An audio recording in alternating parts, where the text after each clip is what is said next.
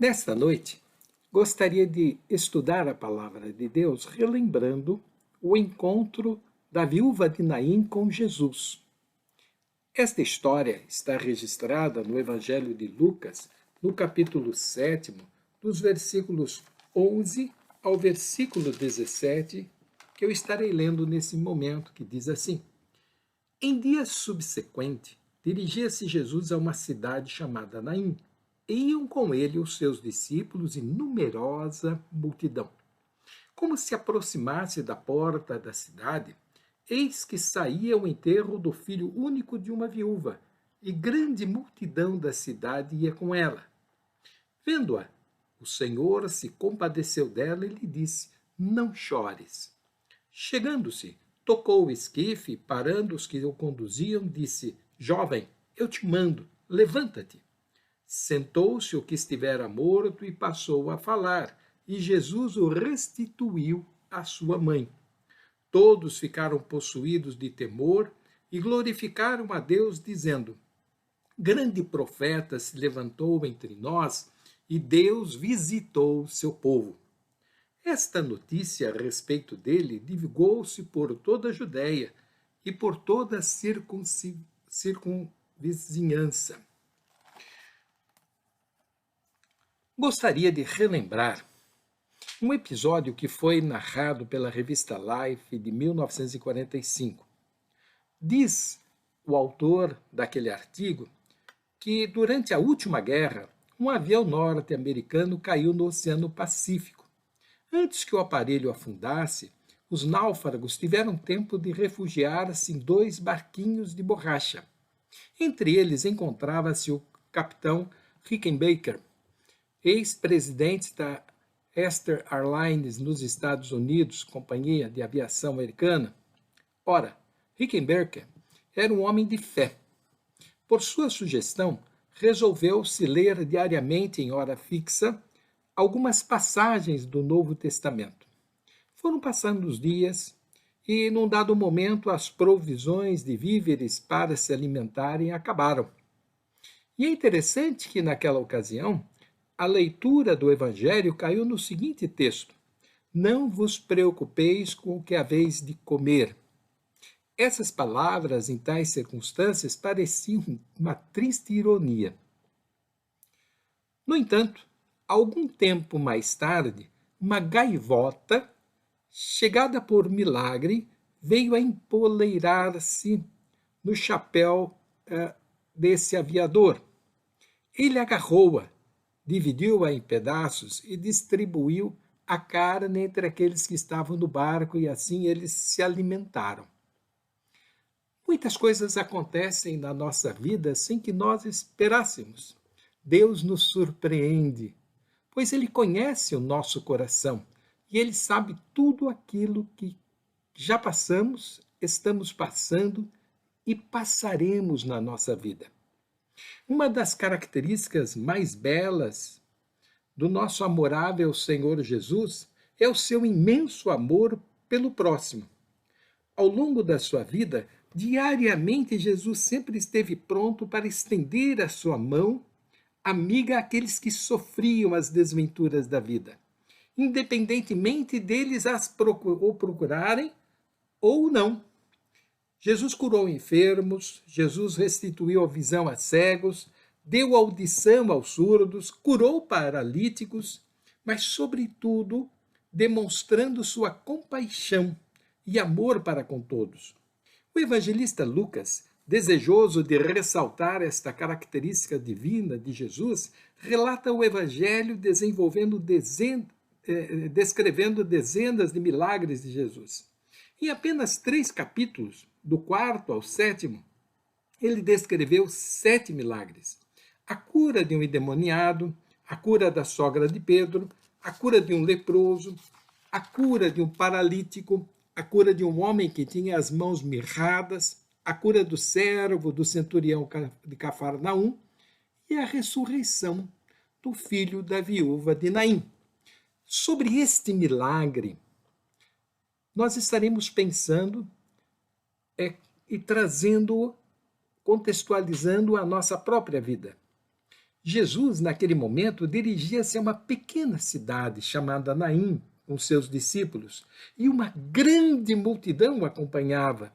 Aquela multidão estava desejosa de conhecer os ensinamentos de Jesus e presenciar seus milagres. Quando ele aproximou-se da entrada daquela cidade, a multidão que o acompanhava cruzou com uma outra multidão que saía da cidade em direção ao cemitério, uma multidão num cortejo funeral. Podemos aqui dividir este estudo em 3 tópicos. E aqui é o primeiro. Jesus se defronta com a esperança e o desespero do povo. Naim, hoje, é chamada de Neim e é habitada por árabes muçulmanos. Nesse pequeno vilarejo, existem apenas algumas dezenas de casas de pedra e barro distantes aproximadamente de 10 quilômetros de Nazaré. Suas ruínas, entretanto, atestam que ali no passado houve uma próspera cidadela. Foi nessa pequena cidade que Jesus manifestou um dos mais incomparáveis milagres, comprovando o seu poder como Filho de Deus. Haviam 2 multidões. A primeira cheia de alegria, indo em direção à cidade, acompanhando Jesus, atenta a seus movimentos e desejosa de conhecer os seus ensinamentos. Com grande respeito e solenidade, eles caminhavam, acompanhando o Mestre Jesus até a cidade. A segunda, cheia de tristeza, cabisbaixa, acompanhava uma pobre viúva que, envolvida na sua tristeza, chorava em soluços a dor da perda do único filho. Ao seu lado, com certeza, estavam parentes, estavam amigos, estavam os mais achegados. E quase todos ali lamentavam a sua dor. Era dramática a situação dessa mulher. Sendo viúva, dependia completamente do único filho para sobreviver. Sem ele, ficaria desamparada pela sociedade que atribuía às mulheres apenas as tarefas caseiras, que não geravam recursos à sobrevivência. O trabalho remunerado era exclusivo aos homens, cabendo às mulheres os cuidados do lar, a educação dos filhos. É interessante que aqui nós vemos a compaixão de Cristo por essa mulher. Jesus viu a mulher e, sendo onisciente, viu a sua dor e a sua falta de esperança em relação ao seu futuro. E diz o texto que Jesus encheu-se de compaixão por ela. Jó, no capítulo 34, versículo 21, ele declara assim: pois Deus vê o caminho dos homens, ele enxerga cada um dos seus passos. Também o Salmo 34, versículo 21, declara: porque os olhos do Senhor voltam-se para os justos e os seus ouvidos estão atentos ao seu grito de socorro. A mulher caminhava à frente do féretro cabisbaixa, olhando para o chão em tristeza profunda e sem qualquer esperança. Tamanho era o seu estado de dor e sofrimento que não percebeu a presença de Jesus na multidão que vinha ao seu encontro. Fechada na sua dor emocional, não lhe era imaginável que pudesse ir até Jesus e clamar a ele pedindo por um milagre. Há momentos em nossas vidas em que a dor emocional nos impede até de orar ou clamar ao Senhor pelo nosso sofrimento. Nessas horas, a palavra de Deus, na carta do apóstolo Paulo aos Romanos, capítulo 8, versículos 26 e 27, diz assim: que o Espírito Santo do Senhor intercede por nós, dizendo o texto: da mesma forma, o Espírito nos ajuda em nossa fraqueza, pois não sabemos como orar, mas o próprio Espírito intercede por nós com gemidos inexprimíveis. E aquele que sonda os corações conhece a intenção do Espírito, porque o Espírito intercede pelos santos de acordo com a vontade de Deus. Cheio de amor e misericórdia pela pobre viúva, num ato voluntário, Jesus lhe disse: não chores. Era como se Jesus estivesse dizendo: mulher, eu conheço a tua dor, eu conheço as razões da tua aflição, eu sei quanto você amava o seu filho e o quanto dependia dele, eu conheço o teu passado, eu sei as dificuldades que você está passando, mas eu também desejo mudar a sua vida e desejo mudar o seu futuro. Mulher, nem tudo está perdido, confie em mim. À semelhança da viúva de Naim, nós também temos as nossas dores que precisam serem conhecidas por Jesus. Jesus tem compaixão de cada um de nós. Ele nos conhece, conhece os nossos problemas, conhece as nossas limitações, sabe o quanto nós somos fracos e o quanto dependemos da infinita misericórdia de Deus. Ele é o nosso amorável Salvador e Senhor. Dele recebemos a graça necessária para vencermos as crises da vida. A Ele devemos buscar com nossos corações cheios de fé e de esperança. Quando eu preparava esse estudo, me veio à mente aquele hino tão belo do cantor cristão, número 81, que tem o título de Amigo Incomparável. Tem a seguinte letra: nenhum amigo é igual a Cristo. Não, nenhum, não, nenhum. Outro não há que minha alma salve. Não, nenhum, não, nenhum. Nenhum momento ele me abandona. Não há desgosto que ele não suavize. Nenhum amigo é tão nobre e santo. Também não há tão humilde e manso. Crente nenhum fica desamparado. Nenhum ansioso há que seja rejeitado. Cristo sabe das nossas lutas, Ele guiará até o fim chegar. Nenhum amigo é igual a Cristo. Não, nenhum, não, nenhum. Jesus não somente pôde ver a necessidade daquela mulher, mas ele foi ao seu encontro para amenizar o seu sofrimento. Somente Jesus poderia removê-lo por completo. Nós não sabemos qual foi a causa morte daquele jovem, mas sabemos que Jesus o trouxe à vida. Os evangelistas nos relatam outras ocasiões em que Jesus realizou milagres da ressurreição de mortos, tais como a ressurreição da filha de Jairo, a ressurreição de Lázaro, irmão de Marta e Maria. Lázaro já havia morrido há vários dias, mas em todas as circunstâncias, os recursos humanos já haviam se exaurido e os médicos já haviam atestado a morte dessas pessoas. Nestas circunstâncias, surge Jesus e a sua graça que excede a razão e o conhecimento humano, intervindo sobre a morte e restituindo a vida. Por que Jesus sentiu compaixão daquela pobre viúva e seu único filho? Jesus não a conhecia e dela também não era conhecido. A mulher não pediu a Jesus que ressuscitasse seu filho. Certamente seu desejo não era estar vivendo aquele drama tão doloroso, mas jamais passaria pela sua mente a ideia de que Jesus pudesse voltar à vida ao filho amado.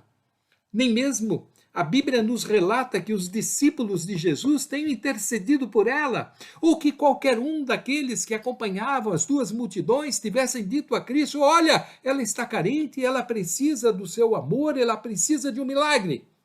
Portanto, a única conclusão justificável para a atitude de Jesus é o infinito amor de Deus por ela, seu filho, que igual ao amor que Deus tem por cada um de nós, por ter nos enviado Jesus para morrer na cruz do Calvário por nós e para estar a cada momento em nossa vida, nos momentos mais angustiantes da nossa vida, minorando a nossa dor e trazendo paz e tranquilidade. Acompanhar um féretro naqueles dias de Jesus era considerado obra meritória entre os judeus. E quando alguém morria, todos os amigos, conhecidos e parentes estavam ali presentes. É mais ou menos o que acontece nos nossos dias.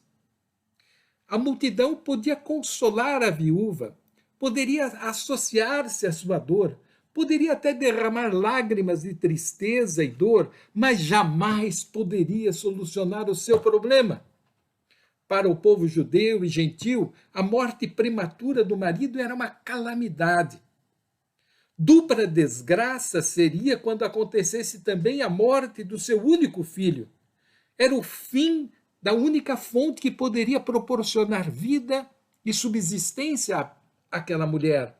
Diante de tão grande pesar e dor, todos os que a acompanhavam não podiam fazer nada, não podiam extinguir o seu pranto e jamais poderiam trazer à vida o filho, dando-lhe futuro e graça.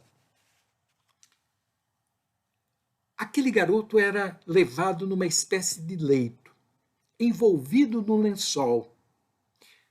O corpo por completo aparecia aos olhos dos presentes. Era um costume da época. Não havia um caixão como acontece nos dias atuais. Eles deitavam o corpo num leito e o carregavam nos seus braços, levando-o até o cemitério onde era enterrado. Dentre os ensinamentos mosaicos, tocar nos mortos tornava a pessoa imunda diante da população. Independentemente dos costumes dos judeus, independentemente das leis mosaicas, Jesus colocou-se acima das tradições e tocou o esquife, fazendo com que o cortejo parasse diante dele. Imagino a reação da mulher e dos seus amigos diante da ousadia de Jesus parando o féretro. Eles jamais imaginariam que Jesus pudesse transformar o ambiente de dor e desesperança no ambiente de alegria e de graça. E é interessante que quando Jesus para aquele féretro, ele tocou no caixão, ele olhou para o garoto e disse: moço, a ti eu te digo, levanta-te. Esta expressão evidenciava a autoridade de Jesus sobre a vida e sobre a morte. A palavra de Jesus, para a alegria da mãe e espanto da multidão, era palavra de vida, era palavra de esperança, era palavra de futuro para aquela mulher. E é interessante que naquele momento o garoto sentou-se e começou a falar. É interessante ressaltar que os milagres de Jesus são atos completos e não parciais. O moço estava efetivamente morto e ressuscitou para a vida. Ao longo da sua vida, Jesus realizou milagres que evidenciaram a sua divindade e o seu poder sobre as obras da criação. Dentre esses milagres, podemos ressaltar alguns como a transformação de água em vinho ali nas bodas de Canaã de Galileia, quando Jesus andou sobre o mar da Galileia, também quando Jesus multiplicou os pães e os peixinhos, alimentando mais de 5.000 pessoas. O povo reconheceu que Jesus era um grande profeta. Apenas reconheceu que Jesus era um grande profeta. Pois, ao presenciarem o milagre da ressurreição daquele jovem, logo se lembraram do profeta Elias que ressuscitou o filho da viúva de Serepta. Também se lembraram de Eliseu, séculos atrás, ali nas proximidades, na cidade de Sunem, que Eliseu havia ressuscitado também um menino. E concluíram que Deus havia levantado um novo profeta para agir entre o povo. E por isso diz o texto que logo o povo pensou, é o profeta.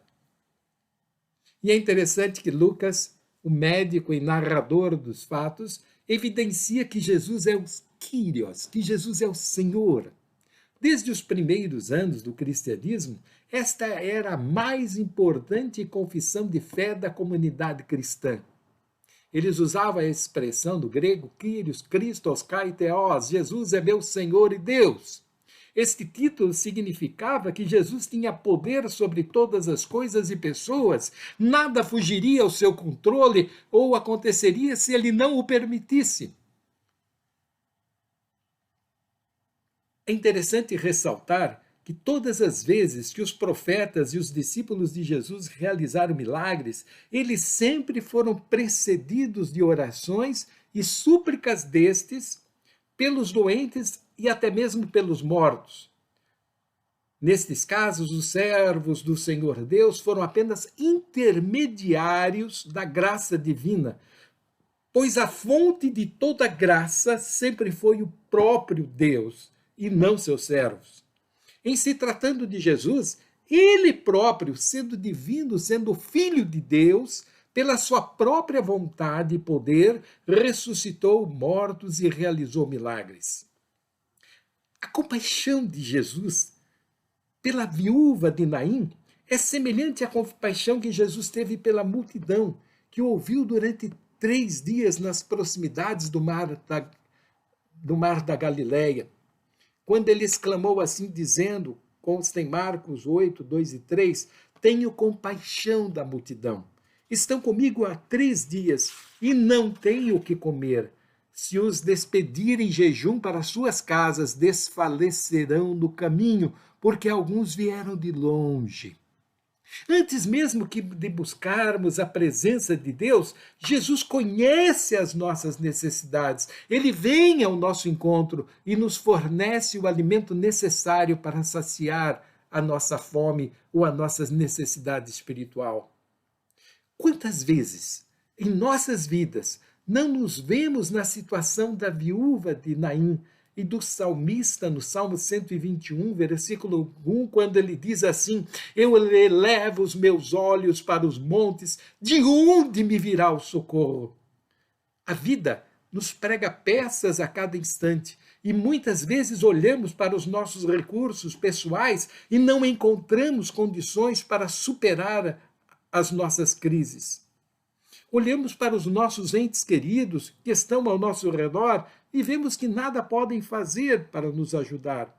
Nos sentimos desamparados. Parece que estamos completamente envolvidos por uma situação intransponível. Sentimos-nos como se estivéssemos remando contra a correnteza, nos causando constrangimento, dificuldade, dor, sem sair do lugar. Num dado momento, em nossa vida, longo ou curto, todos nós já passamos por situações tão difíceis, ou até mesmo poderemos passar. A viúva de Naim, diante do falecimento de seu único filho, tinha uma grande multidão ao seu redor, mas ela não tinha esperança. A quem recorrer? Todas as portas, muito embora estivessem aparentemente abertas diante daqueles homens, na verdade, nada poderiam fazer. E ela não conseguia enxergar uma luz no final do túnel. O salmista declarou, o meu socorro vem do Senhor. Aqui está a grande diferença entre a viúva de Naim e o salmista. O salmista sabia onde encontrar refúgio nas horas de aflição e dor. O salmista depositava toda a sua confiança no Senhor. Ele sabia que sem Deus jamais venceria as grandes batalhas da vida. Quando o salmista declara, o meu socorro vem do Senhor, ele está falando de um relacionamento pessoal intransferível dele com Deus. Fala de uma segurança e confiança alicerçada numa comunhão profunda com Deus, que ele alcançava a cada dia buscando a sua presença. Quando o salmista declara que o seu socorro vem, ele está falando de uma fé que é vivenciada a cada dia. Ele está falando de uma comunicação intrínseca entre ele e Deus, onde ele sabia que Deus estaria amparando-o na sua necessidade. Ele não estava brincando de testar o seu Deus. Ele apenas descansava no seu poder e podia ter um sono tranquilo, porque Deus estava realizando a sua própria história. Quando nós olhamos o salmista ali no Salmo e o confrontamos com a viúva de Naim, nós vamos encontrar uma realidade que era palpável para os dois. Ambos careciam de livramento.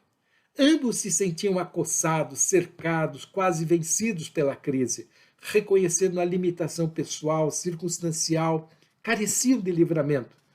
Ambos careciam de apoio moral, estavam frágeis, sensíveis, se sentiam inferiorizados, já não tinham forças para lutar, necessitavam de apoio espiritual, careciam de forças renovadas, revitalizadas, precisavam ser reenergizados por Deus.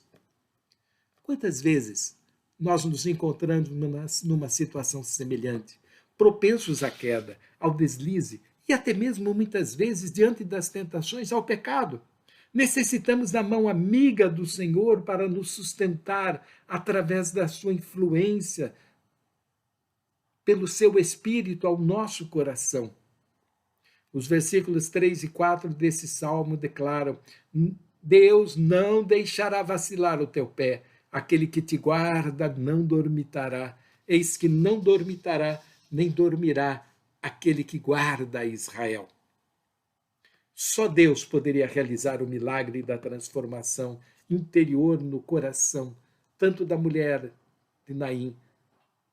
Somente Deus pode realizar o milagre de transformação no nosso coração, assim como ele o fez também no coração do salmista.